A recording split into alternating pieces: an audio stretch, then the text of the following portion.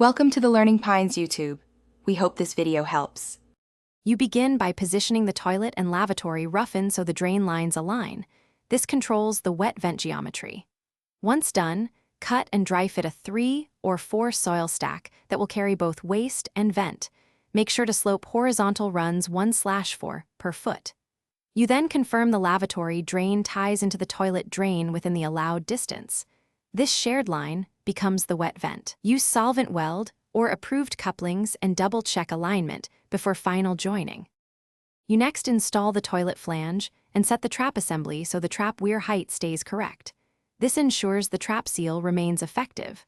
Then route the lavatory trap arm to intersect the soil stack downstream of the toilet inlet, ensuring the lavatory flow helps ventilate the toilet waste.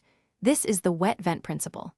Make sure horizontal connections are sloped and that you add accessible cleanouts and supports. Once everything is dry fit, mark joints and prepare for solvent welding or mechanical joining. You complete the job by permanently joining the fittings, then pressure test the system to confirm no leaks and that the vent path is clear.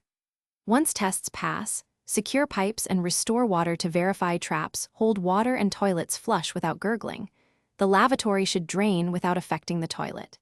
If you observe siphoning or noise, check the vent line for blockages and verify the lavatory tie-in is at the correct elevation and distance. Adjust slope or add a vent if needed. Thanks for watching. Consider subscribing if we helped you.